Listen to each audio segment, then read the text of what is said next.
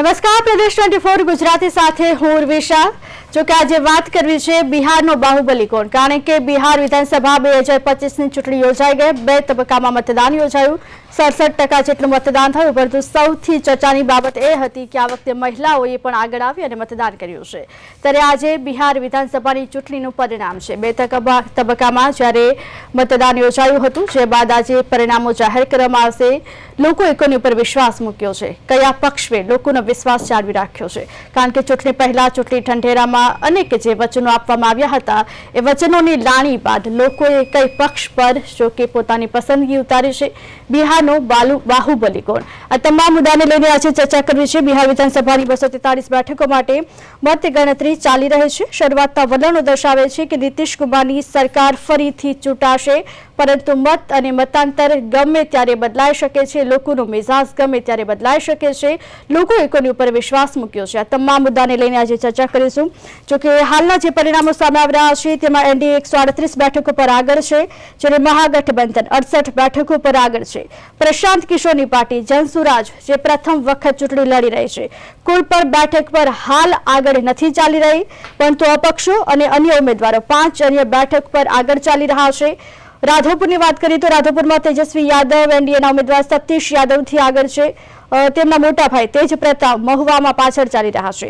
તારાપુરમાં સમ્રાટ ચૌધરી આગળ ચાલી રહ્યા છે, પરંતુ લોકોનો મિજાજ ગમે ત્યારે બદલાઈ શકે છે। લોકોએ કોને મત આપ્યા છે તેને લઈને મતગણતરીના આંકડા પણ ગમે ત્યારે બદલાઈ શકે છે। મોતીહારીની વાત કરીએ તો મોતીહારીમાં પણ મતગણતરી કેન્દ્રની બહાર વોટર કેનન ગોઠવવામાં આવ્યા છે। જો કે આજે જે મતગણતરી હાથ ધરવામાં આવી રહી છે, સઘન સુરક્ષા વ્યવસ્થા ગોઠવવામાં આવી છે। જ્યારે મતદાન થઈ રહ્યું હતું ત્યારે પણ વહેલી સવારથી જ્યારે લોકોની ભીડ જામી હતી, આ વખતે મતદારો પણ ઉત્સાહ દેખાયો હતો, ત્યારે હવે મતગણતરી કેન્દ્રની બહાર વોટર કેનન ગોઠવવામાં આવ્યા છે। પટનામાં મુખ્યમંત્રી નિવાસસ્થાન પર સુરક્ષા વધારી દેવામાં આવી છે। જો કે આ વખતે બિહારની ચૂંટણી 2 તબક્કામાં યોજાઈ અને મતદાન 67.10% રહ્યું। આ રેકોર્ડ મતદાન હતું, જે 2020ની વિધાનસભા ચૂંટણી કરતા લગભગ 10% વધુ થયું છે। માટે આ વખતે બિહારમાં મતદાતાઓમાં પણ ઉત્સાહ દેખાયો હતો, પરંતુ આજે જોવાનું એ છે કે જનતાએ બિહારના બાહુબલીને કોને પસંદ કર્યો છે, આજે કયા પક્ષે લોકોનો વિશ્વાસ જાળવી રાખ્યો છે, કયા પક્ષ ઉપર લોકોનો વિશ્વાસ ડગમગી ગયો છે, એવા કયા મુદ્દા હતા જેને લઈને લોકોએ મતદાન કર્યું, જે આજે મતગણતરીમાં દેખાશે। આ તમામ મુદ્દાને લઈને આજે ચર્ચા કરવી છે। ચર્ચા કરવા માટે અમારી સાથે આઉટપુટ એડિટર અમારા નરેશભાઈ મકવાણા જોડાઈ ગયા છે, જે બાદ ભાજપમાંથી સાવન પડિયા જોડાઈ ગયા છે અને કોંગ્રેસમાંથી ત્રિભુવનભાઈ પણ જોડાઈ ગયા છે। આ તમામ લોકો સાથે ચર્ચા કરીશું, પરંતુ હાલના જે આંકડા સામે આવી રહ્યા છે તેની ઉપર થોડી વાર નજર કરી રહે તો બિહાર વિધાનસભાની 243 બેઠકો માટે મતગણતરી આજે ચાલી રહી છે। વહેલી સવારથી જ મતગણતરીની શરૂઆત થઈ હતી। શરૂઆતના વલણો દર્શાવે છે કે નીતિશ કુમારની સરકાર ફરીથી ચૂંટાશે, પરંતુ આ વલણો ગમે ત્યારે બદલાઈ શકે છે। એનડીએ 138 બેઠકો પર આગળ ચાલી રહી છે, જ્યારે મહાગઠબંધનની વાત કરીએ તો મહાગઠબંધન 68 બેઠકો પર આગળ છે। પ્રશાંત કિશોરની પાર્ટી એટલે કે જનસુરાજ જે પહેલી વખત જો કે ચૂંટણી લડી રહી છે, પરંતુ હાલ કોઈ પણ બેઠક પર આગળ નથી ચાલી રહી। અપક્ષો અને અન્ય ઉમેદવારો 5 બેઠકો પર હાલના મતદાનમાં આગળ ચાલી રહ્યા છે। ત્યારે અમારી સાથે આઉટપુટ એડિટર નરેશ મકવાણા જોડાઈ ગયા છે, ભાજપમાંથી સાવનભાઈ પંડ્યા જોડાઈ ગયા છે, કોંગ્રેસમાંથી ત્રિભુવનભાઈ જોડાઈ ગયા છે। આપ સૌનું હાર્દિક સ્વાગત છે। જી સાવનભાઈ, શરૂઆત તમારાથી કરીશું, કારણ કે શરૂઆતી વલણમાં એનડીએ આગળ ચાલી રહી છે। શું લાગે છે, લોકોએ કયા મુદ્દા પર વિશ્વાસ કર્યો છે કે હાલના શરૂઆતી વલણમાં એનડીએ આગળ ચાલી રહી છે, કોની સરકાર બનશે? હાલનું શરૂઆતી વલણ જે અત્યારે એનડીએ આગળ બતાવી રહ્યું છે અને ધીમે ધીમે જે છે ને એ પરિણામ તરફ આગળ વધશે, અને જે આંકડો અત્યારે બતાવી રહ્યો છે એનાથી પણ ઘણા આગળના આંકડા વધશે એનડીએના, અને આગળ ભારતીય જનતા પાર્ટી અને જેડીયુની જે અમારી એનડીએની સરકાર જે બનવા જઈ રહી છે એ પ્રમાણે એનડીએની સરકાર બનવાની છે। અને જે મુદ્દા છે એમાં આપ જોઈ શકો છો કે ડબલ એન્જિનની સરકાર ઉપર ભરોસો છે। આદરણીય પ્રધાનમંત્રી શ્રી નરેન્દ્રભાઈ મોદીનું જે નેતૃત્વ છે કેન્દ્રીય, એના જે વચનો છે, જે ગેરંટી છે, એની પર પ્રજાએ ફરી એકવાર ભરોસો મૂક્યો છે। આદરણીય નીતિશ કુમારજીનો જે પારદર્શિતા છે, વિશ્વસનીયતા છે, એની પર ફરી એકવાર પ્રજાએ જનાદેશ આપ્યો છે। એ આપણે આગળના પરિણામોની અંદર બધું ક્લિયર થશે। અત્યારના જે પરિણામો છે, હું પણ એ સ્વીકારું છું કે પ્રાથમિક છે, પરંતુ આ જે આંકડો છે વધતો જશે અને એ આંકડો પરિવર્તનમાં પામશે અને એનડીએની સરકાર બનવા જઈ રહી છે, સ્પષ્ટ દેખાઈ રહ્યું છે અત્યારે. જી ચોક્કસથી. ત્રિભુવનભાઈ, સાવંતભાઈનું કહેવું છે કે આંકડો સતત વધતો રહેશે અને હાલના જે શરૂઆતી આંકડા સામે આવી રહ્યા છે તેમાં પણ એનડીએનો દબદબો દેખાઈ રહ્યો છે. તમારું શું કહેવું છે? બેન, નીતિશ કુમારની 20 વર્ષની સરકાર, છેલ્લા ઘણા સમયથી ભારતીય જનતા પક્ષનો સહકાર, બંને ડબલ એન્જિન વાત કરે છતાં આજની તારીખમાં પલાયનની બાબતમાં બિહારની પરિસ્થિતિ આખો દેશ જાણે છે, શિક્ષણની બાબતમાં આખો દેશ જાણે છે. બીજી વાત કે તમે 20 વર્ષ સુશાસન જ આપ્યું છે અને સુશાસન બાબુ જ ગણાય છે. લોકો બીજી રીતે એમને પલટીરામ પણ કહે છે, પણ સુશાસન બાબુ કરીને ભારતીય જનતા પક્ષ એમને ઉચકીને ફરે છે. તો બેન, 10,000 રૂપિયા તમારે ચૂંટણીના ટાઈમે સત્તાધારી પક્ષે મહિલાઓના ખાતામાં નાખવાની જરૂર ક્યાં આવી? 20 વર્ષ ક્યાં હતા તમે? બીજી વાત કે આ સિવાય પણ Bharatiya Janata party double engine કરીને અનેક રાજ્યોમાં એમની સરકારો છે. અહીંયા જે લાભની વાતો કરીને મહિલાઓને આકર્ષવામાં આવી, બીજા વિસ્તારની મહિલાઓ, દાખલા તરીકે ગુજરાતમાં 30 વર્ષથી સરકાર છે, તમે બિહારની મહિલાને 10,000 રૂપિયા આપીને પગભર કરવાની વાતો કરો છો. ગુજરાતમાં તો તમે 500 રૂપિયા ગેસનો બાટલો પણ નથી આપતા. તો એક વસ્તુ સ્પષ્ટ છે કે જ્યારે તમે સુશાસન જ કર્યું હોય તો તમારે મહિલાઓને 10,000ના નામે એને રેવડી કહો કે પોલિટિકલી એને ઇલેક્શનને લગતી લાંચ કહો, એ આપીને તમે પરિણામને એક ભોળી જનતા અથવા શિક્ષણનું પ્રમાણ જ્યાં ઓછું છે એવી જનતા અને પલાયન જેના પુરુષો વર્ષો બહાર રહી છે, સિઝન પૂરતું બિચારા ઘરે આવ્યા હોય અથવા તહેવાર પૂરતું ઘરે આવ્યા, આવી પરિસ્થિતિની અંદર બિહારની આજની જે પરિસ્થિતિ છે એની અંદર એનડીએ આગળ જાય એટલે આમાં ઘણા બધા શંકા, હજુ તો વાર છે. જો કે આપણે ઘણી વહેલા વાત કરી રહ્યા છે, પરિણામો હજુ તો ઘણા બધા આમાં ફેરબદલ થઈ શકે છે. પણ જો એનડીએ આ રીતે આગળ જતું હોય તો મને એ નથી સમજાતું કે આ પલાયનવાદ આટલો બધો છે એને મત મળે છે, આટલી બેરોજગારી છે એને મત મળે છે, આટલા યુવાનો રોડ ઉપર રખડે છે એને મત મળે છે, આટલા ગત ટર્મની અંદર જે પુલો તૂટી ગયા એને મત મળે છે, શિક્ષણનું પ્રમાણ, આરોગ્યની બાબતોની અંદર, દરેક બાબતોની અંદર છેલ્લા 20 વર્ષમાં બિહાર જે રીતે પાછળ ધકેલાતું ગયું છે અને છતાં પણ જો એમને આ રીતે બહુમતી મળતી હોય તો એ મહિલાઓને આપેલા પ્રલોભનો અથવા સરકાર અને ભારતીય જનતા પક્ષની મિલીભગતથી. બેન, તમે વિચાર કરો કે સરના નામે મતદાર યાદીની અંદર સુધારણાની અંદર 65 લાખ મતદારોના નામ કમી થઈ જાય, 20-22 લાખ મતદારો જીવિત હોય અને એમને તમે મૃત જાહેર કરો. કોઈ પણ એક મકાનની અંદર તમે મતદાર યાદીની, હું તમને છીંડા કહું છું, એક મકાનની અંદર 500 નામ હોય, એવું કેવું મકાન હોય? મને આપણે અમદાવાદમાં રહીએ છીએ, ગુજરાતમાં રહીએ છીએ, ફ્લેટની સિસ્ટમ હોય, ફ્લેટની અંદર 50-50 100નો એક બ્લોક હોય તો એની અંદર પણ 500 મતદારોને નીકાળવા અઘરા પડતા. તમે એક નાનકડી 10x12-15ની ખોલીની અંદર તમે આ બધી બાબતો, અમારા રાહુલજીએ પણ વોટ ચોરીની જે પ્રેસો કરી એની અંદર પણ બધું આ સરકારનું ધ્યાન દોરવા માટે પ્રયત્ન કરેલો છે. છતાં પણ જો આ પરિણામ હોય તો આપ સમજી શકો છો કે બિહારની અંદર જે રીતે રાહુલ ગાંધીએ જે યાત્રા કાઢી વોટ ચોરી કરીને લોકોને વાકેફ કરેલા અને તેજસ્વી યાદવે જે રીતે એમના સમયગાળા દરમિયાન જ્યારે નીતિશ બાબુને બંને સાથે હતા અને જે રીતે નોકરીઓ આપેલી, એ પ્રમાણે જે અગત્યના મુદ્દાઓ છે, જે જરૂરી મુદ્દાઓ છે, શિક્ષણ, રોજગાર, બેરોજગારી કે પલાયન, એની ઉપર મતદાન થયું હોય એવું આ પરિણામો ઉપરથી ક્યાંય લાગતું નથી. જી ચોક્કસથી. નરેશ, તમારી પાસે આવવા માંગીશ, તમારું શું કહેવું છે? કારણ કે ચૂંટણી પહેલા અનેક વચનો આપવામાં આવે અને આ વચનોની લાણી ભૂલાઈ જાય અને સામાન્ય જનતા છે તેની સમસ્યા ત્યાંને ત્યાં જ ઊભી રહે છે. પછી ચૂંટણી સમય ઈવીએમની ખામી હોય કે કોઈ પણ સમસ્યાને લઈને લોકોએ ચૂંટણીનો બહિષ્કાર કરવો પડે. આ વખતની બિહારની ચૂંટણી છે તેની પર તમામની નજર છે. એવા કયા મુદ્દા હતા જેને લઈને લોકોએ વિશ્વાસ કર્યો હશે? બિલકુલ ઉર્વિશા, મને લાગે છે આ વખતની જે ચૂંટણી છે, સામાન્ય રીતે આપણે ત્યાં એવું કહેવાતું હોય છે કે એક્ઝિટ પોલ જે છે એ મનોરંજન માટે હોય છે, પણ અત્યારે જે પ્રકારના પરિણામો આપણે જોઈ રહ્યા છીએ કે 162 સીટો છે જેના પર એનડીએ આગળ છે, મહાગઠબંધન જે છે એ 77 સીટો ઉપર આગળ છે. મતલબ એક્ઝિટ પોલની અંદર જે પ્રકારના પરિણામો છે એની અપેક્ષા રાખવામાં આવી હતી એ જ પ્રકારના પરિણામો છે અત્યારે જોવા મળી રહ્યા છે. અત્યાર સુધીમાં બિહાર માટે એવું છે કે 2010ની અંદર જે છે એ એક્ઝિટ પોલ ખોટા પડેલા.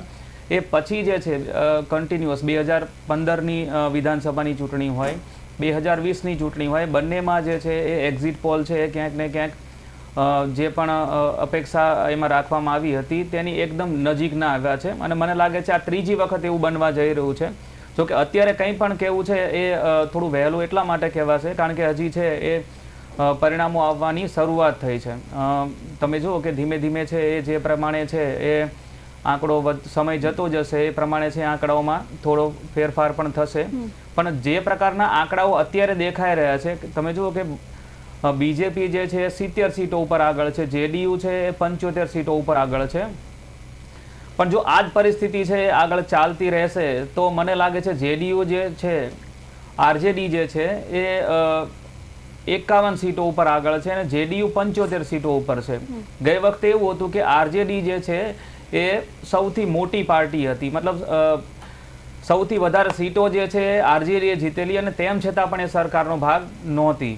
અને નીતિશ કુમાર છે એ ભાજપના ટેકાથી છે મુખ્યમંત્રી બનેલા.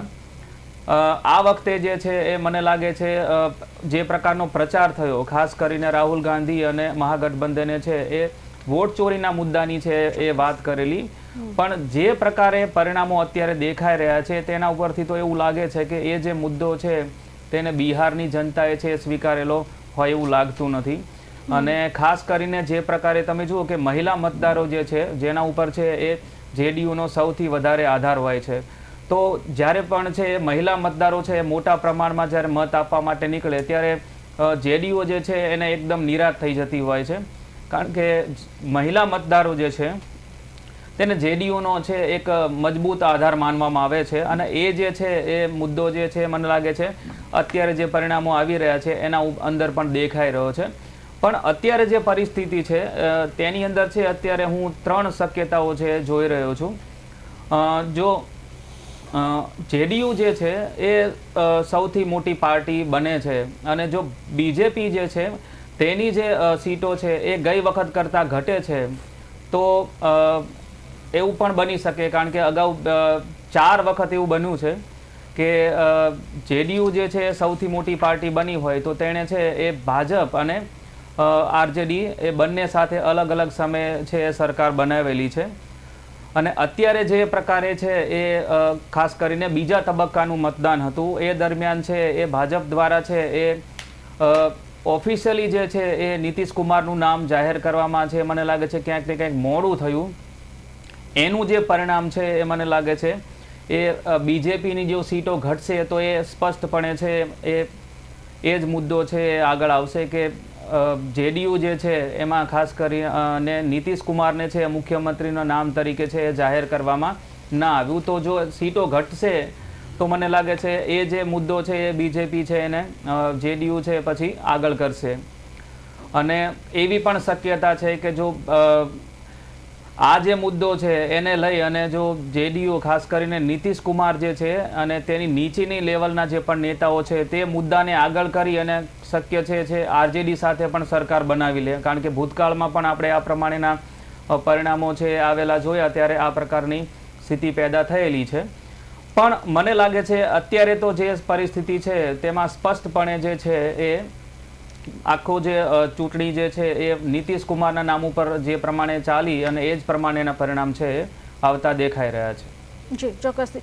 સાવનભાઈ તમારી પાસે આવવા માંગીશ કારણ કે જ્યારે પણ ચૂંટણી ઢંઢેરાની વાત આવે એટલે ચૂંટણી પહેલાં અનેક વચનો આપવામાં આવે અને તેમાંની સૌથી મોટી જો કોઈ સમસ્યા હોય કોઈ પણ રાષ્ટ્રની લઈ લો કે કોઈ પણ જિલ્લાની લઈ લો કે કોઈ પણની લઈ લો, સૌથી પહેલો મુદ્દો હોય છે બેરોજગારી.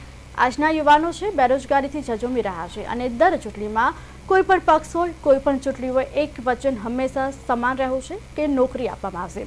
હવે બિહારમાં પણ જેવી રીતે ત્રિભુવનભાઈએ પલાયનની વાત કરી કે ભાઈ જો બિહારમાં નોકરી આપવામાં આવે છે તો પછી આટલા બધા યુવકો પલાયન કેવી રીતે કરી રહ્યા છે. તો સાવનભાઈ તમારી પાસેથી એ જાણવું છે કે છેલ્લા 5 વર્ષમાં બિહારમાં કેટલી સરકારી નોકરી આપવામાં આવી છે?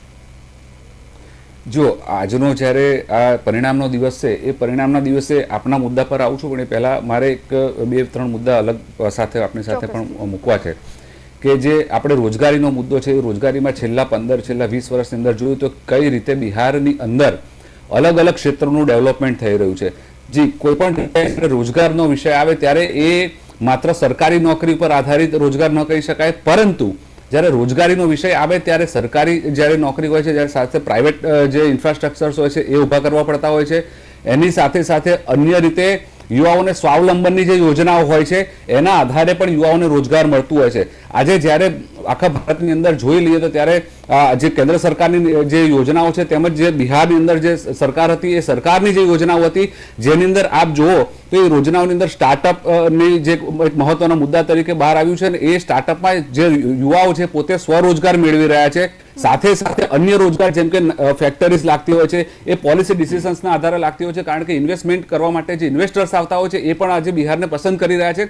એટલે આ ધીરે ધીરે આગળ વધી રહ્યું છે. અને પાછલા 20 વર્ષમાં આપણે જોયું કે પહેલાનું જે પરિસ્થિતિ હતી, જ્યારે કાયદાની વ્યવસ્થાની જે પરિસ્થિતિઓ આપણે જોયેલી છે, સુરક્ષાની પરિસ્થિતિ જોયેલી છે, એ સંજોગોમાં ત્યાં આ પ્રકારના ધંધા રોજગારનો વિકાસ નહોતો થઈ શકતો.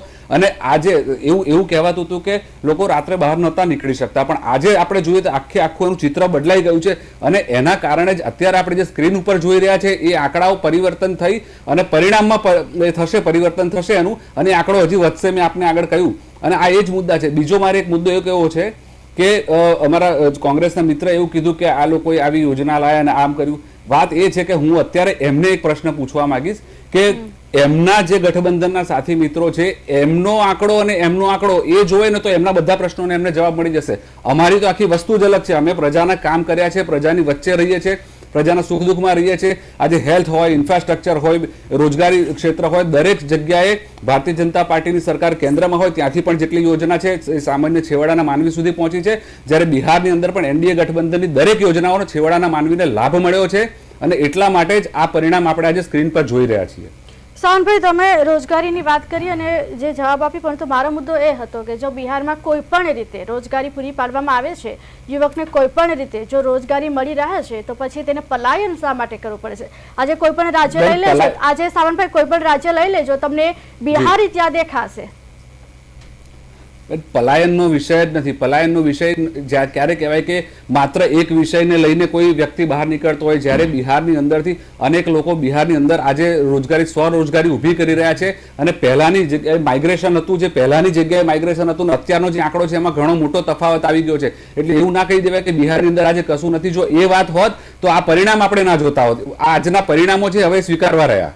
સાવનભાઈ, પરિણામ તો સ્વીકારીશું. તમે જે તફાવતની પણ વાત કરી, પણ તો એનો મતલબ એવો તો નથી કે દર વખતે લોકો એકને એક જ વાત ઉપર વિશ્વાસ કરી અને મત આપ્યા રાખે અને પછી પાર્ટી એ જ વચનોને ભૂલી જાય. ઠીક છે, હું તમારી પાસે આવીશ, પરંતુ હાલ હું ત્રિભુવનભાઈ પાસે જવા માંગુ છું. ત્રિભુવનભાઈ, જે રીતે સાવનભાઈએ વાત કરી કે બિહારમાં અત્યારે ઘણું બધું ડેવલપ થઈ ગયું છે અને સ્વરોજગાર પણ યુવાનો મળી રહ્યું છે, છતાં પણ આપણે જાણીએ છીએ કોઈ પણ રાજ્ય લઈ લેજો તમને બિહારી ચોક્કસથી જોવા મળશે. આજે પણ પલાયનનો મુદ્દો ત્યારે ત્યાં જ ઊભો છે. મારા આપણા ભાજપના મિત્ર જે રીતે વાત કરે છે, એમણે જે ફૂલ ગુલાબી બિહાર બતાવ્યું આપણને, મને એક વસ્તુ કહો કે તમે ગુજરાતની અંદર જ શિક્ષણની સુવિધા પૂરી પાડો, રોજગારી પૂરી પાડો, આરોગ્યની સેવા પૂરી પાડો, તો કોઈ પણ વ્યક્તિ પૈસા કમાવા માટે, પોતાના પરિવારનું ભરણ પોષણ કરવા માટે પોતાનું રાજ્ય છોડીને બીજા રાજ્યમાં શું કામ જશે? 20-20 વર્ષ થયા. તમે અત્યારે આંકડાની સરખામણી એવી શું કરવા કરો છો કે 20 વર્ષ પહેલા આનાથી એ જબરજસ્ત હતું, આનાથી એ ભયંકર પલાયનવાદ હતું? તમે સરખામણી છોડી દો. તમે 20 વર્ષની અંદર બિહારીને પોતાના રાજ્યમાં નોકરી નથી આપી શક્યા, એ બિલકુલ નિર્વિવાદ વાત છે. તમે એને શિક્ષણ એના બાળકોને નથી આપ્યા, એમાં પણ વિવાદ નથી. તમે મહિલાઓને સુરક્ષા નથી આપી. ભાઈ, ગુનાખોરીનું પ્રમાણ બિહાર બીજા ત્રીજા નંબરે ચાલે છે યુપી પછી. ત્રીજી વસ્તુ, આરોગ્યની બાબતની લઈને તમે ને હું તો ગુજરાતમાં રહીએ છીએ, આપણે જોઈએ છે બિહારની અંદર અને બીજા રાજ્યોની અંદર આરોગ્યની શું પરિસ્થિતિ છે. ત્રીજું, ભાઈ ભારતીય જનતા પક્ષનો આ તો હમણાં જ ભાઈએ કહ્યું એ રીતે બિહારમાં નીતિશ કુમાર માટે કદાચ સહાનુભૂતિનું મોજું એ ભાજપ દ્વારા જ ઊભું કરવામાં આવ્યું કે ભાઈ એમણે નામ જાહેર ના કર્યું મુખ્યમંત્રીનું, અને લોકો બાકી આ ભારતીય જનતા પક્ષ તો શિવસેનાના ટેકા ઉપર મહારાષ્ટ્રમાં ઘૂસણખોરી કરીને પછી શિવસેનાને ખાઈ જાય. ભાઈ પછી એ પીડીપી હોય કે પછી ગમે તે પક્ષો હોય, લોકલ પક્ષોને એના સ્ટેટમાં જઈને એના સહારે જીતીને પછી લોકલ પક્ષોને ઉધઈની જેમ કોરી ખાય છે. હવે આ ભારતીય જનતા પક્ષ ડબલ એન્જિનની સરકાર કરે છે. મને એ નથી સમજાતું કે આરોગ્ય અને શિક્ષણની બાબતમાં અત્યારે બિહારનું સ્થાન શું છે. છેલ્લા 5 વર્ષમાં તમે કેટલી સરકારી નોકરી આપી ભાઈ? આજે યુવાનો બિહાર છોડીને કેમ જાય છે? ત્રીજી વસ્તુ, ઇલેક્શન કમિશન ને તમે કોઈ પણ પ્રશ્નો પૂછો, મતદાર યાદીને લગતા પૂછો, ઈવીએમને લગતા પૂછો કે ચૂંટણી પ્રક્રિયાને લગતો પૂછો, કોઈ પણ દિવસ આ ઇલેક્શન કમિશનના અધિકારીઓ જવાબ નથી આપતા. ભારતીય જનતા પક્ષ જ જવાબ આપવા આવી જાય છે. ટીવી હોય, મીડિયા હોય કે ગમે તે હોય, ભારતીય જનતા પક્ષ. મને એ નથી સમજાતું, તમે એમ કહો છો કે ચૂંટણી કમિશનર સ્વાયત્ત સંસ્થા છે, તો પછી તમારે એમની વકીલાત કરવાની ક્યાં જરૂર છે? તમે વકીલાત કરો છો એનો મતલબ એમ છે કે ભારતીય જનતા પક્ષ ઇલેક્શન કમિશન પાસે પોતે ધારેલા પરિણામોનું મિલીભગતથી કંઈ ને કંઈ ચેડા કરી જાય છે, કરે છે. એ આની ઉપરથી સાબિત થાય છે. બીજી વસ્તુ હું તમને એમ કહું કે ભાઈ મતદાર આ વોટ ચોરી માટેની જે યાત્રા કાઢી લે, અમે તો લોકોને જાગૃત કર્યા કે ભાઈ તમારું નામ, તમારો મતદાર, તમારી આજુબાજુમાં કોઈ ખોટા મતદારો, તમારા રેસિડેન્ટ ઉપર ખોટા મતદારો ના હોય, એની તમે ચકાસણી કરો. કારણ કે આ ઇલેક્શન કમિશનના જે આંકડા જોઈએ છે એ આંકડા મતદાર યાદીઓ ડિલીટ કરવા માટે બિલકુલ વ્યવસ્થિત સુવ્યવસ્થિત રીતે કાવતરા કરવામાં આવે છે. આ સ્પષ્ટ વાત છે. બીજી વાત હું આપને કહું બેન કે બિહારને તમે ભૂતકાળની વાતો કરીને 10,000 રૂપિયા નાખીને પરિણામની અંદર પણ ભવિષ્ય શું? ચાલો મને કહો, તમે આજે ભારતીય જનતા પક્ષના મિત્ર અથવા તો ત્યાં બિહારમાં તમે ના કરે નારાયણને કદાચ સરકારની નજીક પહોંચી જાઓ, તમે ભવિષ્યની અંદર બિહારના યુવાનને શું આપવાના છો? બિહારની મહિલાને તમે કેટલી તાકાત આપવાનો છો, એને કેટલું રક્ષણ આપવાના છો? બિહારના લોકોને આરોગ્ય શું? બહાર આખા ભારત દેશની અંદર જે બિહારીઓ પથરાયેલા છે, પલાયન કરીને આવેલા છે, એ લોકો પરત બિહારમાં ફરી શકે, ફૂલ ગુલાબી ચિત્ર થઈ જાય આખું બિહાર, પુરુષો, મહિલાઓ, બાળકો અને પરિવાર સાથે હર્ષોલ્લાસ સાથે તહેવાર મનાવ. આવી સરકાર તમે 20 વર્ષમાં આપી છે ભાઈ? અત્યારે હાલ તમે વાત કરો છો તો તમે તો હજુ તો એ ભવિષ્યની વાત પણ નથી કરતા કે ભાઈ પલાયન થયેલા લોકો પરત આવી જશે, અમે યુવાનોને રોજગારી આપીશું, મહિલાઓની અમે રક્ષા કરીશું. આવી તો કોઈ વાત ભારતીય જનતા પક્ષ કે જેડીયુએ ક્યારેય કરી જ નથી ભાઈ. એક વસ્તુ સમજી લો. તો પછી તમે આજની તારીખમાં જે બિહાર, હજુ તો ચોંકાવનારા પરિણામો તો છે જ, પણ ઘણા બધા ફેરબદલ થઈ જાય એ થઈ શકે છે એવું મારું માનવું છે. જી ચોક્કસથી. અત્યારે હાલના જે આંકડા આવી રહ્યા છે તેની ઉપર પહેલા નજર કરી લઈએ તો બિહાર વિધાનસભા 243 બેઠકો પર હાલમાં એનડીએ 161 બેઠક પર આગળ ચાલી રહી છે અને મહાગઠબંધન 70 બેઠક ઉપર આગળ ચાલી રહી છે અને પ્રશાંત કિશોરની પાર્ટી જનસુરાજ હજુ પણ કોઈ પણ બેઠક પર આગળ નથી, પરંતુ અપક્ષોમાં થોડુંક બદલાવ આવ્યો છે. અપક્ષો અને અન્ય બેઠક 12 તરફ આગળ વધી રહી છે. નરેશ, તમારી પાસે આવવા માંગીશ. દર વખતે ભલે એક સરકાર ચૂંટાય, પરંતુ દર વખતે સરકાર દ્વારા જે વચનો આપવામાં આવે છે અને લોકો તેની ઉપર વિશ્વાસ કરી લે છે, પરંતુ એ સરકારની જવાબદારી હોય છે કે દર વખતે લોકોનો વિશ્વાસ ન તૂટે. અને પલાયનનો મુદ્દો આજે પણ ત્યાંને ત્યાં જ છે. જો બિહારમાં સ્વરોજગારી પણ મળી રહી છે તો પછી શા માટે પલાયનનો મુદ્દો હજુ પણ ખતમ નથી થતો?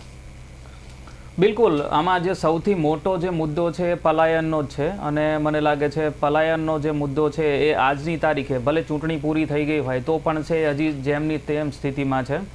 તમે જુઓ કે દરેક રાજ્યની અંદર જે છે એ દિવાળીનો તહેવાર હતો ત્યારે આપણે જોયું છે કે સળંગ 15 દિવસ 20 દિવસ સુધી છે એ અલગ અલગ સ્ટેટમાંથી, આપણે ત્યાં છે એ રાજકોટમાંથી, અમદાવાદમાંથી અને સુરતમાંથી છે એ સ્પેશિયલ ટ્રેન છે એ બિહાર માટે દોડાવવી પડેલી. તો એના ઉપરથી જે એક અંદાજ આવે છે કે પલાયન જે છે એ બિહાર માટે સૌથી મોટો મુદ્દો છે અને મને એવું લાગે છે કે પલાયન જે છે એને રોકવા માટે થઈને જ છે એ સૌથી વધારે જે ચિંતા છે એ ઘરની મહિલાને હોય છે. જ્યારે પણ છે એ વ્યક્તિ છે કમાવા માટે થઈ અને બહાર જતો હોય છે પુરુષ, ખાસ કરીને બિહાર છોડીને એ જ્યારે ગુજરાત કે પછી દિલ્હી તરફના કોઈ પણ મોટા શહેરમાં જતું હોય છે, યુપી તરફના, ત્યારે સૌથી વધારે ચિંતા અને જવાબદારી જે છે એ ઘરની મહિલાના માથે આવતી હોય છે. અને તમે જુઓ કે આ ચૂંટણીની અંદર જે છે એ સૌથી વધારે મતદાન જે છે એ મહિલાઓ દ્વારા થયું છે. 67% વધારે મતદાન છે એ આ વખતે મહિલાઓએ કરેલું છે અને એ જે છે મતદાન એ મને લાગે છે પલાયનને રોકવા માટે છે. અને મને લાગે છે ફરીથી એક વખત છે બિહારની મહિલાઓને એવું લાગે છે કે આ જે પલાયન છે એ નીતિશ કુમાર અને એનડીએ જે છે એ જ રોકી શકે એવું છે. અને એના જ કારણે છે આ પ્રકારના પરિણામો છે આવી રહ્યા છે.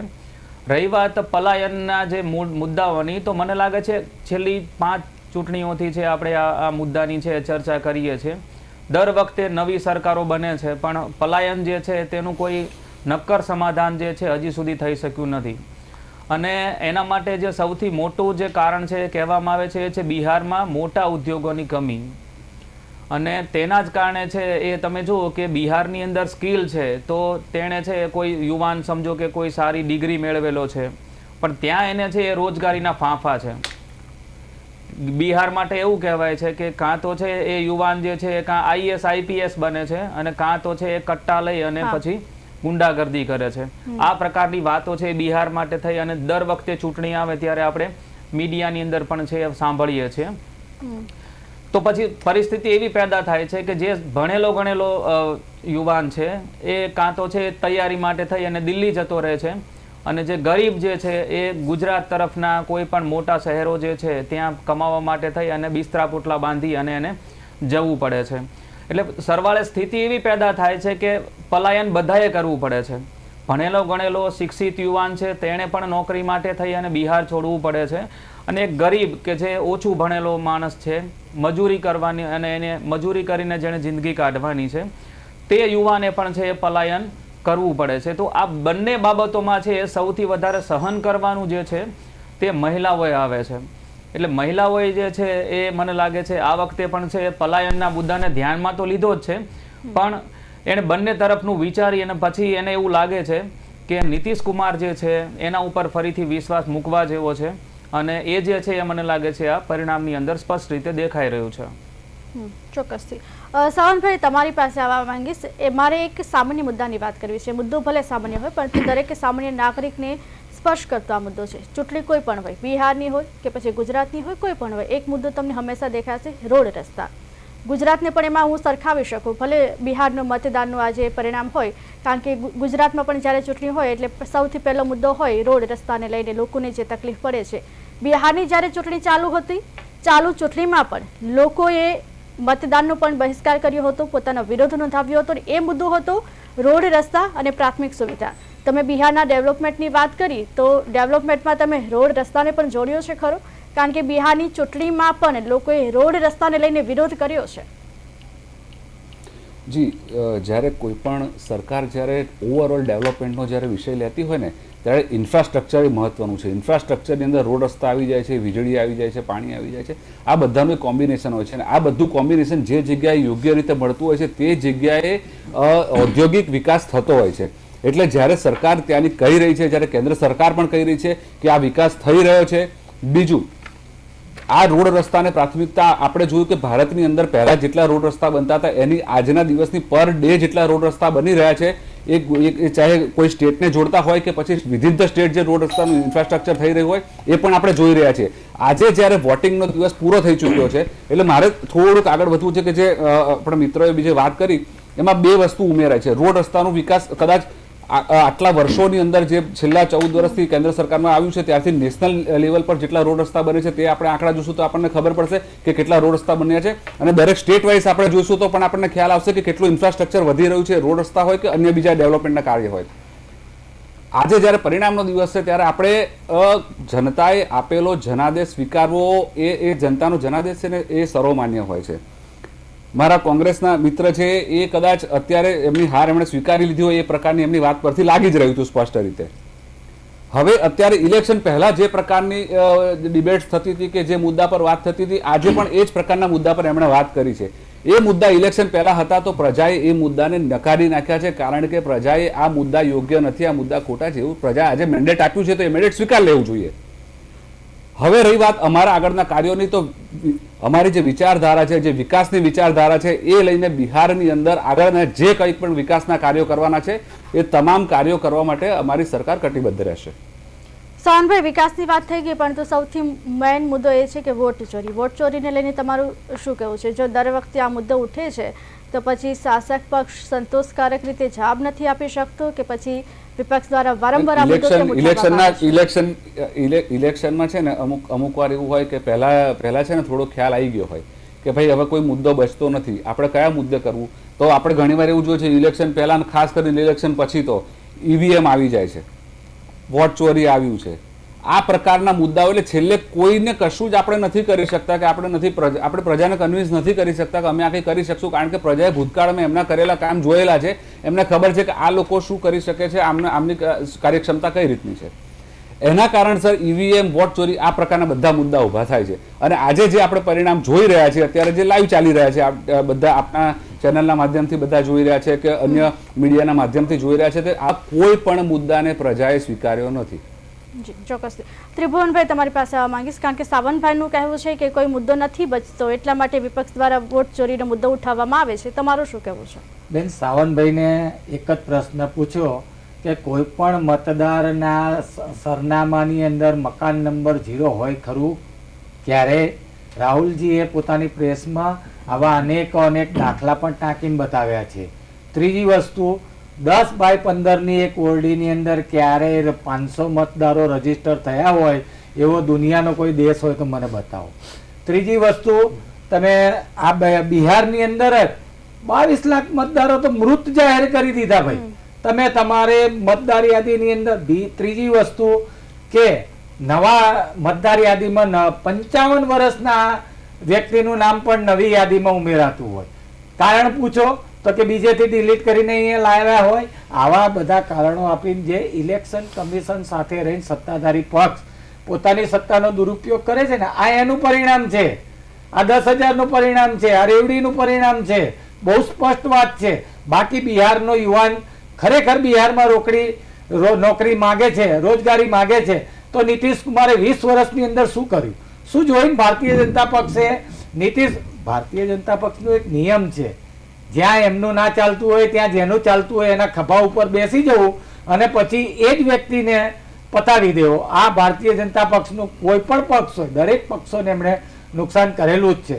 બેન, આ વોટ ચોરીની વાત આટલી બધી આવે છે. તમે વિચાર કરો કે આ મતદાન યાદી સુધારણા કરવાનો જે પ્રોગ્રામ ચાલે છે એની અંદર પણ જે સિસ્ટમો આવી છે, BLO સરકારના એક BLO હોય, બીજા 2 BLO રાજકીય પક્ષોના જોડે હોય.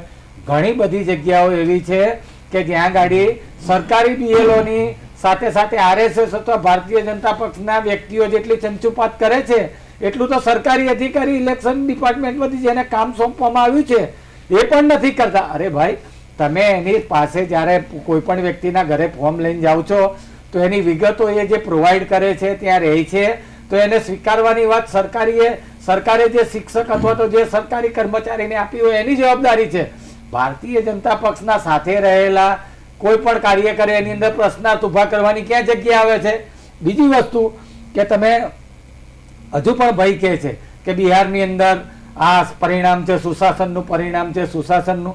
મને તો હજુ એક ખબર છે, સૌથી વધુ બેરોજગારી બેન બિહારમાં છે. બરોબર, સૌથી વધુ પલાયન બિહાર. બરોબર, એક પણ કારખાનાની કોઈ વ્યવસ્થા નહીં. બરોબર, સિંચાઈની વ્યવસ્થા નહીં, IT હબ નહીં, આરોગ્યની બાબત નહીં. પુલ તો તૂટે છે ને ભાઈ, આપણા ત્યાંય તૂટે છે. અને નથી તૂટતા તો તમારી મિલી ભગતથી ભ્રષ્ટાચાર એવો થાય છે કે આપણે આ બ્રિજ, વસ્ત્રાલ જેવા બ્રિજને બનાવેલા બ્રિજને બંધ કરીને તોડવો પડે છે. આવો વિકાસ કેવો?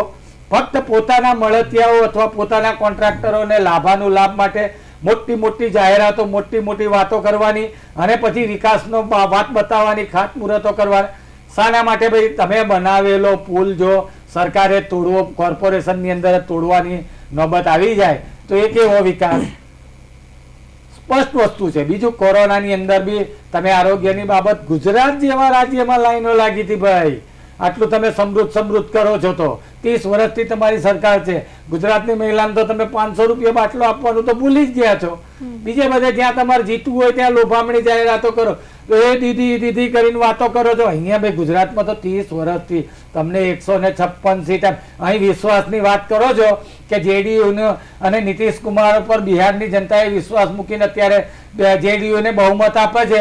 તમારે ભાઈ 156 તમને બહુમત આપ્યો જ છે. અહીંયા સુવિધાઓ ગુજરાતમાં તમે શું સમજો છો? ગુજરાતની અંદર બી બધું ફૂલ ગુલાબી ચિત્ર થઈ ગયું છે ભાઈ.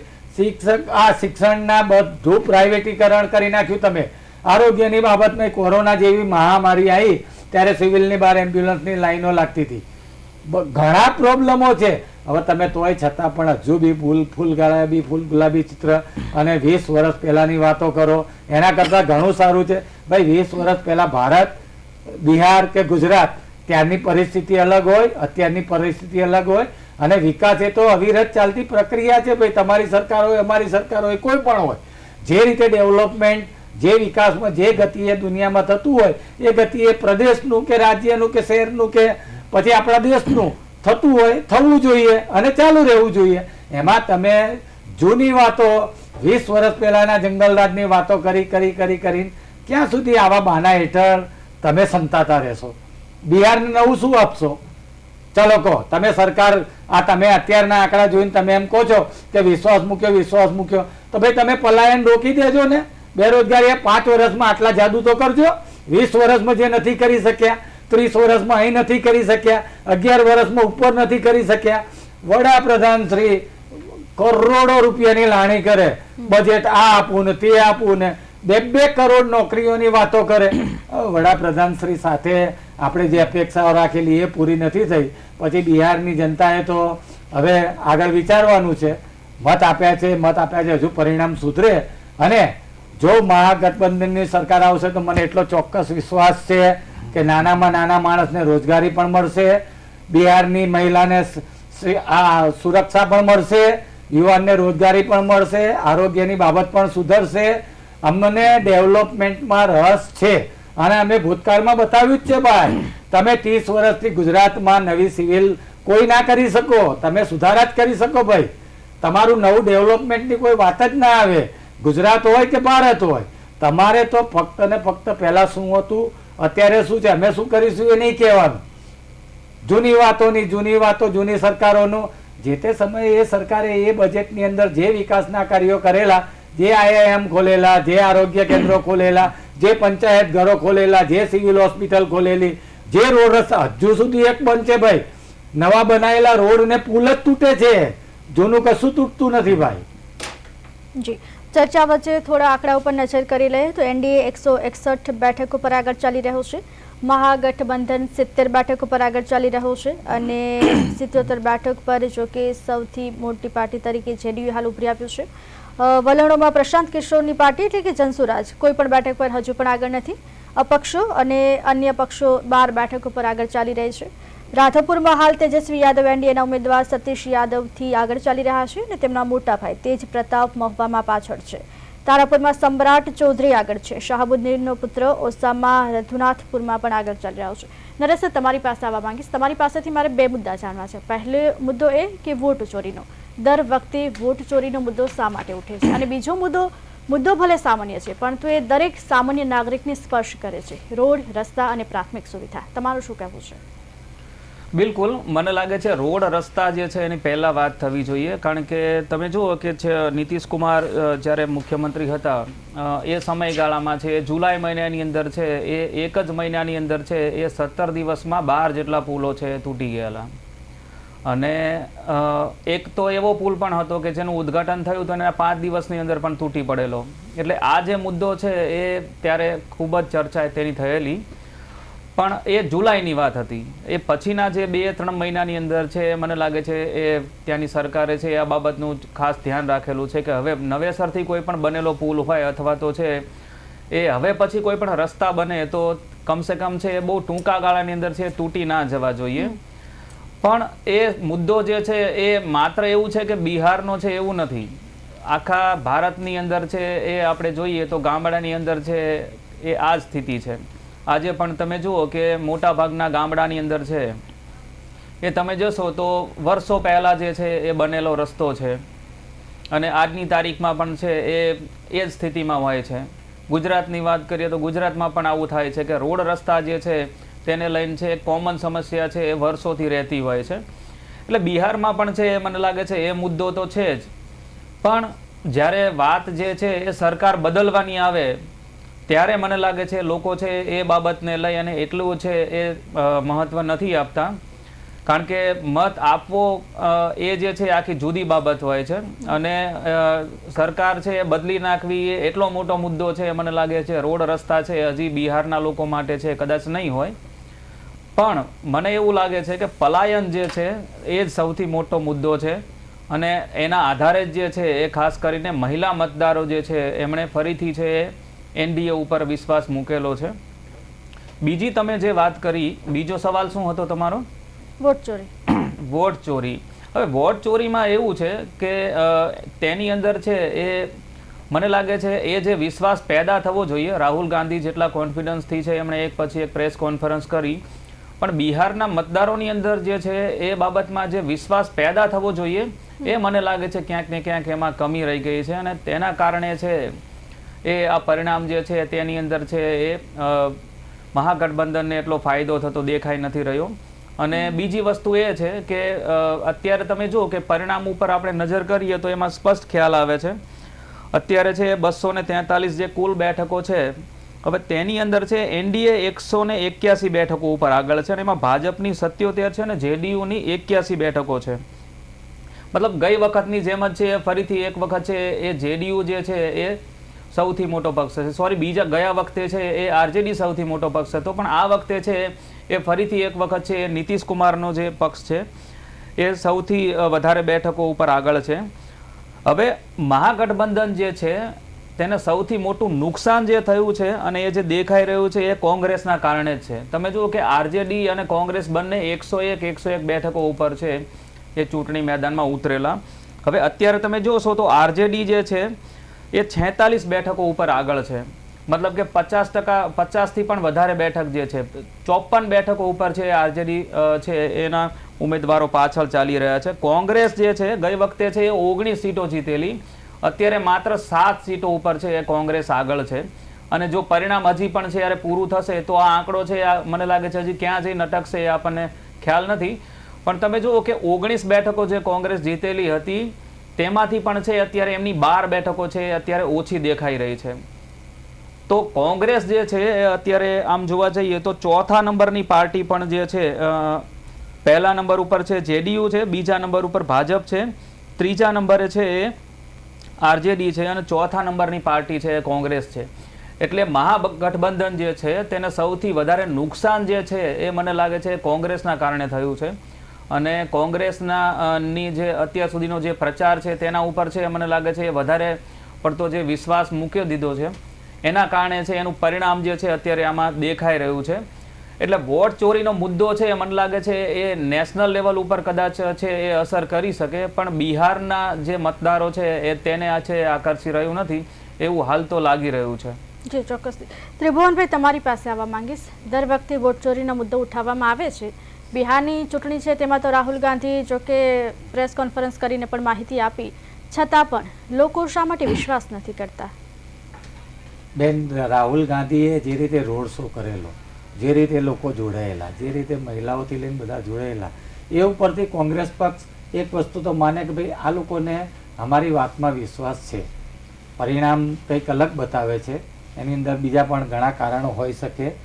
વિકાસની બાબતની અંદર પણ ભાઈ નરેશભાઈએ વાત કરેલી, તો કોઈ પણ સરકાર કોઈ પણ રોડ, રસ્તા, પુલ કે કોઈ પણ વિકાસનું કામ આપતી હોય જે પણ કંપનીને, એના નીતિ નિયમો હોય, એના નીતિ નિયમો મુજબનું એનું બાંધકામ હોય, એની વેલિડિટી હોય કે કેટલા વર્ષ સુધી આને કંઈ થઈ શકે ના. આ જે 12 થી 15 પુલો તૂટવાની વાત ઘટના હતી બિહારની હોય કે આપણે અહીંયા વસ્ત્રાલની લઈએ સમજો, પણ આ જે કંપનીઓ છે એ કઈ કંપનીઓ છે કે જેને સરકારની કોઈ બીક જ નથી. એ ગમે તે મિક્સિંગ કરીને ગમે ત્યારે ગમે તે ડામર રોડ ઉપર કે પુલ ઉપર ગમે તેવું બનાવી દે, લોકોની જાનહાનિ થાય તો કોઈને કંઈ લેવા. સરકારની મિલીભગત છે કે સરકારની બીક જ નથી. બે વસ્તુ આની ઉપરથી ફલિત થાય. એમાં જેડીયુની સરકાર હોય કે ભારતીય જનતા પક્ષની ગુજરાતની સરકાર લઈ લો, ગુજરાતની સરકારની અંદર બી ઘણા રોડ રસ્તાઓ દર 6 મહિને તમે જુઓ એ લોકો વિકાસનું કામ બતાવે છે. ના, વિકાસનું નહીં, એ ભ્રષ્ટાચારનું કામ છે. દર 6 મહિને તમે રોડ બનાવનારો આવી જાય બુધવારે અને શુક્રવારે ખોદનારો આવી જાય, વળી પાછો બુધવારે બનાવનારો આવી જાય, વળી પાછો શુક્રવારે બીજો. આ વોટ ઇઝ ધીસ? આ શું છે? આ તમારી ભારતીય જનતા પક્ષ દ્વારા પોતાના મળતિયાઓને કમાવા માટેનો વિકાસ નામનો એક અંચળો જ છે ભાઈ. આમાં કઈ જનતાના લાભાર્થે તમે કરતા હોય તો પુલ તૂટે શું કરવા, રોડ તૂટે શું કરવા, જનતાને આટલી હાલાકી પડે શું કરવા, અને છતાં આનો કોઈ જવાબદાર જ નહીં. આની જે કંપનીઓ છે એને તમે બ્લેક લિસ્ટેડ જાહેર કરો, ગુજરાતમાં જાહેર કરો તો એને તમે મહારાષ્ટ્રમાં કામ આપો, મહારાષ્ટ્રમાં જાહેર કરો તો એને બીજા સ્ટેટમાં આપો. મૂળ તમારી છત્રછાયા નીચે જે ભ્રષ્ટાચાર ફૂલી ફાલી રહ્યો છે એ ભ્રષ્ટાચારના કારણે તમારા ઠેકેદારોમાં વધારો થયો જ ભાઈ. આ લોકો જ તમને મદદરૂપ થાય છે જ્યાં ને ત્યાં. એ બહુ સ્પષ્ટ વાત છે બેન કે ભ્રષ્ટાચાર અને વિકાસ આ બેની વાતોના એટલા બધા આ લોકો વિકાસ કરીને ભ્રષ્ટાચારને એવો દબાવી રહ્યા છે કે જાણે સંપૂર્ણપણે 11 વર્ષની અંદર ભારત દેશની અંદર ફૂલ ગુલાબી ચિત્ર થઈ ગયું છે. બિહારની અંદર પણ કોઈ પ્રશ્નો નથી. આ પરિણામ જોતા ભાઈ ભાજપવાળા ભાઈ એમ કહે છે કે ત્યાં કોઈ પ્રશ્ન, મને તો એ નથી સમજાતું કે બિહારના આજની તારીખનું જે મતદાન છે, ચાલો બરોબર છે જે આવ્યું, અમને તો જનતાનો જનાદેશ હોય, શિરોમાન્ય જ હોય, કોઈ પણ પક્ષ હોય, પણ તમારી વાત તમે કહેવામાં ક્યાંક ઉણા ઉતર્યા હોય અને પરિણામનું જોઈ શકાય છે. જી ચોક્કસથી. શાનભાઈ તમારી પાસે આવવા માંગીશ. તમે બહુ સામાન્ય રીતે આ સામાન્ય મુદ્દાની વાત કરી દીધી કે ભાઈ ડેવલપમેન્ટ થાય છે, રોડ રસ્તા બને છે, પણ તમે કદાચ એ ભૂલી ગયા કે આટલા બધા ભ્રષ્ટાચાર થાય છે ને બ્રિજ તૂટે પણ છે. નો ડાઉટ બિહારમાં ડેવલપમેન્ટ થયું છે, પરંતુ આવું કેવું કાચું ડેવલપમેન્ટ થયું કે રોડ રસ્તા બી તૂટે ને બ્રિજ પણ તૂટે?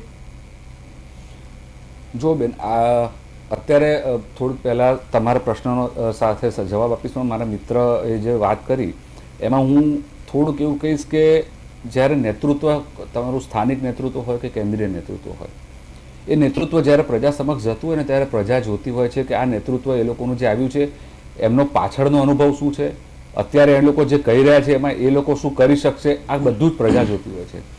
જ્યારે પ્રજા એ જુએ છે કે અત્યારે આ જે વચનો આપે છે એ વચનોમાં કાંઈ પૂર્ણતા થવાની નથી, એટલે આમાં બે વ્યક્તિની અંદર કોને આપણે આપણો વિશ્વાસ મૂકવો, તો એ વિશ્વાસ કોને મૂકે છે કે જે વ્યક્તિ જે વચન આપે છે, જે વ્યક્તિ એ વચન પૂર્ણ કરે છે, જે વ્યક્તિએ કામ કરવાનું કીધું છે એ વ્યક્તિ કામ કરે છે, જેણે વિકાસ માટેની વાત કરી હતી એ 5 વર્ષની અંદર એ લોકોએ વિકાસ જોયો.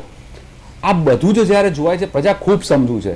મારા મિત્ર એવું કહે છે કે અલગ રીતે વાત કરે છે, પણ હું આજના દિવસે અત્યારે ફરી એકવાર કહીશ કે પ્રજાનો જે જનાદેશ છે સમજપૂર્વક બહુ સમજી વિચારીને જનતા જ્યારે વોટ આપતી હોય છે ત્યારે દરેક બાબતને ધ્યાનમાં રાખતી હોય છે. રોડ રસ્તાની બાબત હોય તો એમને ખબર હોય કે અત્યારે અમારે ત્યાં કેટલો વિકાસ થયો છે, કેટલું ઇન્ફ્રાસ્ટ્રક્ચર થયું છે, શહેર અને ગામડાની સાથે કનેક્ટિવિટી કઈ રીતે થઈ રહી છે. આગળ એનાથી વાત થાય તો જે શહેરીકરણનો વિસ્તાર હોય તેમાં ઔદ્યોગિક ગતિવિધિઓ કઈ રીતે થઈ રહી છે, યુવાઓને રોજગારી કઈ રીતે મળી રહી છે, મહિલાઓને શિક્ષણ માટેનું જે હોય તો મહિલાની સુરક્ષા માટેનો જે બાબત હોય એ હોય, હેલ્થની અંદર આયુષ્યમાન જેવી યોજનાઓ હોય જેના થકી હજારો લાખો લોકોને હેલ્થની સુવિધાઓ મળતી હોય, ડાયરેક્ટ બેનિફિટ મળતા હોય, ટ્રાન્સપરન્સી હોય અને સ્થિર સરકાર હોય, ત્યારે એ લોકોને બધું જ ખ્યાલ હોય છે. પ્રજા ખૂબ સમજી વિચારીને વોટ આપતી હોય છે. આજના દિવસે આ બધા જ પ્રશ્નોનો જવાબ આપણે ટીવીની સ્ક્રીન પર જોઈ રહ્યા છીએ. જી ચોક્કસથી. ત્રિભુવનભાઈ, શાનભાઈએ જે વાત કરી તેમાં તમારું શું કહેવું છે? મારું કહેવું એક જ છે કે આ જે આંકડા દેખાય છે ને એ સ્થિર સરકાર ઉપર ભરોસો મૂકેલા આંકડા નથી. બાકી ભૂતકાળમાં આપણા જ વડાપ્રધાનશ્રીએ ઘણા વચનો આપેલા, ભાઈ એમાંથી કેટલા પૂરા કર્યા, છતાં તમે મત નથી આપ્યા અહીંયા 156 જણને ગુજરાતમાં. કઈ તમે રોજગારી કે કયું તમે શિક્ષણની અંદર, શિક્ષણનું તો ભાઈ તમે પ્રાઇવેટ, બિલકુલ પ્રાઇવેટ કરી નાખ્યું. અત્યારે KG1 KG2 કે ભાઈ ફર્સ્ટ યરમાં છોકરાને મૂકનારા લોકો એ પ્રાઇવેટ નોકરી કરતા હોય ને તો એ ગુજરાતીને ફાંફા પડે છે છોકરું ભણાવવાના. ભાઈ આ જ કોંગ્રેસે 1 થી 7 ધોરણ સુધી મફત ભણાવતી હતી ભાઈ, એન્જિનિયરોય બનાવતી હતી, ડોક્ટરોય બનાવતી હતી વગર પૈસે, સરકારી પૈસે. સરકાર ટેક્સ શેનો લે છે ભાઈ? સરકારે આરોગ્ય, શિક્ષણ, આ બધી બાબતો સરકાર પૂરી નથી પાડી શકતી, છતાં તમે ભરોસો કહો છો. ભાઈ તમે ઇલેક્શન કમિશનની મહેરબાની સિવાય તમે આ ચૂંટણીનું પરિણામ ના લાવી શકો એવો મારો સ્પષ્ટ આક્ષેપ છે. બાકી આટલું બધું પલાયન, તમે આંકડા જુઓ ને, તમારા સરકારી આંકડા જુઓ, ગુનાખોરીના આંકડા જુઓ, તેના પલાયનના જુઓ કે શિક્ષણના જુઓ કે બેરોજગારીના જુઓ, અને છતાં પણ આટલો ભરોસો મૂક્યો હોય તો તમે વિચાર કરો કે આની અંદર આ શંકાસ્પદ કેમ ના જોઈ શકાય. બીજી વાત, ભાઈએ વાત કરી કે ભાઈ આ ડેવલપમેન્ટ જોતી હોય છે તો વસ્તી આ પુલ તૂટે છે નથી જોતી, રોડ રસ્તાના ખાડા નથી જોતા. અમદાવાદમાં ભાઈ તમે આ છેડે ઝુંડાલ સર્કલથી લઈને નારોલ ચોકડી સુધી જાઓ અને તમે મને એક પણ રસ્તો એવો બતાવો કે જ્યાં તમે 2 વ્હીલ ઉપર જતા હોય ને તો તમારે ઓર્થોપેડિક ડોક્ટરની સુવિધા શોધવી પડે એવી પરિસ્થિતિમાં ગુજરાતની વાત કરો છો, ત્યાં બિહારની વાત કરો છો. ખોટી વાતો ના કરશો, જનતાને ભરમાવશો નહીં. એના કરતા મુદ્દા આધારિત કંઈક કોઈકને રોજગારી આપો ભાઈ, શિક્ષણ પૂરું પાડો, આરોગ્યની સેવા પૂરી પાડો. સરકારે તો અહીંયા તમને 156 આપી દીધી, કોઈ ચિંતા નહીં ગુજરાતની મહિલાની, ગુજરાતના યુવાનની કોઈ ચિંતા નહીં. ફોર્મો ભરાય, પરીક્ષાઓ લેવાય, પેપરો ફૂટે, યુવાન બિચારો માનસિક ડિસ્ટર્બ થઈ જાય, એને ફોર્મો ભરતા એની ઉંમર થઈ જાય, ત્યાં સુધી એને આપણે નોકરી ના આપી શકીએ. પાછી આપણે મોટી વાતો કરીએ કે ખાલી સરકારી નોકરી એક માપદંડ ના હોવો જોઈએ. તમે પ્રાઇવેટમાં તમે શું આપો છો? ક્યાં રોજગારી પૂરી પાડો છો? જી ચોક્કસથી. ચર્ચાના અંતે નરેશ સર, તમારું શું કહેવું છે? જનતાએ કોની ઉપર પસંદગીનો કળશ ઢોળ્યો? બિહારનો બાહુબલી કોણ? બિલકુલ, અત્યારે તો બિહારનો બાહુબલી છે એ એક જ વ્યક્તિ છે ને એ છે નીતિશ કુમાર. ફરીથી એક વખત છે તમે આંકડા ઉપર નજર કરશો તો અત્યારે જ તમને ખ્યાલ આવી જશે. ભાજપ જે છે એ 80 સીટો ઉપર આગળ છે અને જેડીયુ છે 84 સીટો ઉપર આગળ છે. અને લોક જનશક્તિ પાર્ટી, એના વિશે આપણે બહુ ઓછી ચર્ચા કરી છે, પણ રામવિલાસ પાસવાનના દીકરા જે છે એમણે છે અત્યારે એ સંભાળી રહ્યા છે અને એમણે 29 સીટો ઉપર લડે છે અને એમાંથી 22 સીટો ઉપર છે એ અત્યારે લોક જનશક્તિ પાર્ટી ચિરાગ પાસવાનની સૌથી આગળ છે. અને એનડીએના બીજા જે સાથી પક્ષો છે એ પણ 5 સીટો ઉપર આગળ છે. એટલે એમ કહેવાય કે ક્લીન સ્વીપ જેવી સ્થિતિ છે. અત્યારે તમે જુઓ તો મહાગઠબંધનને છે બહુ મોટું નુકસાન થયું છે. ખાસ કરીને આરજેડી જે છે અત્યારે માત્ર 37 સીટો ઉપર આગળ છે અને કોંગ્રેસ જે છે અત્યારે 7 સીટો ઉપર આગળ ચાલી રહી છે. CPIM છે એ 1 સીટ ઉપર આગળ છે અને મહાગઠબંધનના બીજા જે પક્ષો છે એ માત્ર 4 સીટો ઉપર આગળ છે. એટલે અત્યારે છે ઓવરઓલ ચિત્ર એવું છે કે મહાગઠબંધન છે 49 સીટો ઉપર આગળ છે. એનડીએ જે છે બહુમતીનો આંકડો છે એ ક્યારનો પાર કરી લીધો છે. 122 સીટો કોઈ પણ પક્ષ જીતે તો તે પોતાની સરકાર બનાવી શકે છે, પણ અત્યારે જે ચિત્ર છે તે પ્રમાણે 191 સીટો ઉપર છે એનડીએ આગળ છે. તો મને લાગે છે કે ફરીથી એક વખત છે એ 2020ની ચૂંટણી છે તેના માટે છે એક એવું સૂત્ર જે છે એ કહેવામાં આવતું હતું કે બિહાર મેં બહાર હો નીતિશ કુમાર હો. પણ 2020 નહીં પણ 2025નું જે અત્યારે પરિણામ આવી રહ્યું છે તેના માટે તો એવું ચોક્કસથી કહી શકાય કે બિહારમાં બહાર છે અને એ નીતિશ કુમારની જ છે. જી ચોક્કસથી. ત્રિભુવનભાઈ અમારી સાથે જોડાયા તે બદલ આપનો આભાર. સાવંતભાઈ અમારી સાથે જોડાયા તે બદલ આપનો આભાર. નરેશ સર આપનો આભાર. બિહારનો બાહુબલી કોણ? જનતાએ તો નક્કી કરી દીધું છે. જનતાએ પોતાનો કળશ બિહારના બાહુબલી પર ઢોળી આપ્યો છે.